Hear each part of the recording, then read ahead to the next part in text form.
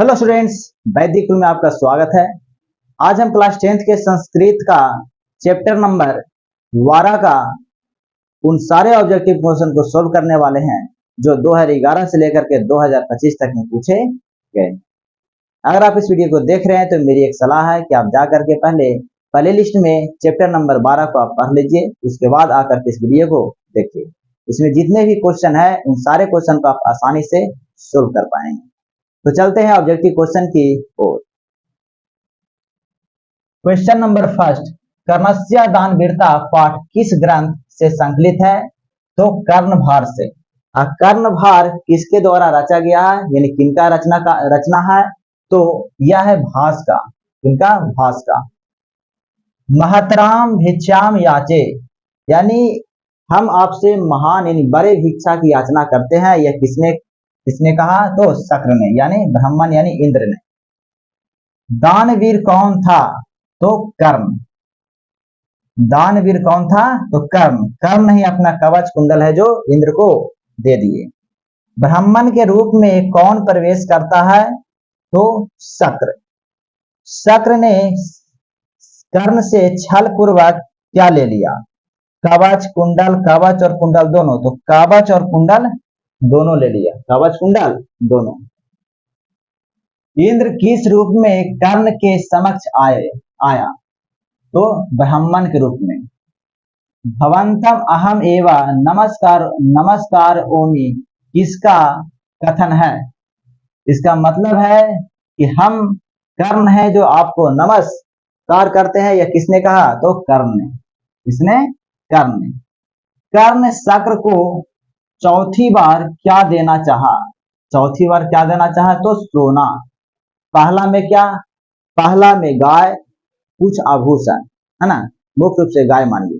पहला में गाय, दूसरा में घोड़ा, तीसरा में हाथी, चौथा में कनक यानी सोना, पांचवा में पृथ्वी, छठा में अग्निष्टोम फलन, सातवां में अपना सिर और अष्टवां में क्या दे दिए? तो 8वीं बार में दे दिए अपना कवच एंड कुंडल। अगला प्रश्न, इंद्र ने कर्ण से छल क्यों किए? तो अर्जुन की सहायता करने के लिए।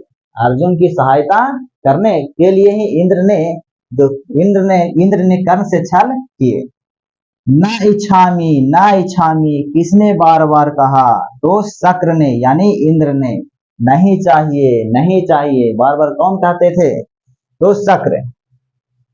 कर्णभार रूपक के रचनाकार कौन है? यानी कर्णभार जो नाटक है उसके रचनाकार कौन है?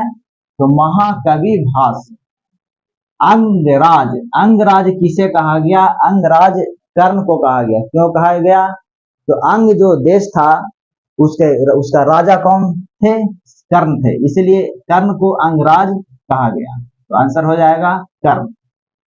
कर्ण सर्वप्रथम शक्र को क्या देना चाहा? तो गाय। क्या देना चाहा? तो गाय। कर्णस्य दानवीरता पाठ में न दातव्यम ना दीजिए यह किसने कहा? तो सल ने। कर्ण के रथ को चलाने वाले कौन थे? सल।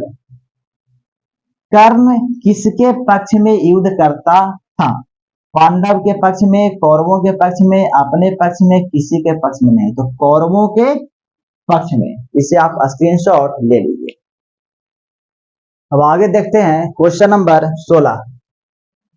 क्वेश्चन नंबर 16 का रहा बारना पद का क्या अर्थ होता है? बारना मतलब होता है गज यानी हाथी। कर्णस्य दानवीरता कहां से संकलित है? तो महाभारत से संकलित है। भास रचित नाटकों की संख्या कितनी है? तो 13 है। Option number B 13। कितने हैं? 13। बाजिन शब्द का क्या अर्थ होता है? घोड़ा। क्या होता है? घोड़ा। आप जाकर के चैप्टर को जरूर देखिए।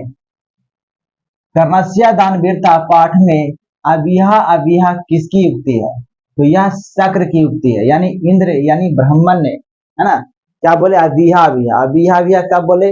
जब कर्ण अपना सिर को काट करके दे रहे थे किसको? शक्र को। तो शक्र ने कहते हैं अबिहा नहीं काटिए, है ना। शिक्षा क्षयम गच्छति। शिक्षा का क्षय कब होता है? तो समय के अनुसार शिक्षा का क्षय हो जाता है, यानी काल पर्यतात यानी समय के अनुसार शिक्षा का भी क्षय हो जाता है।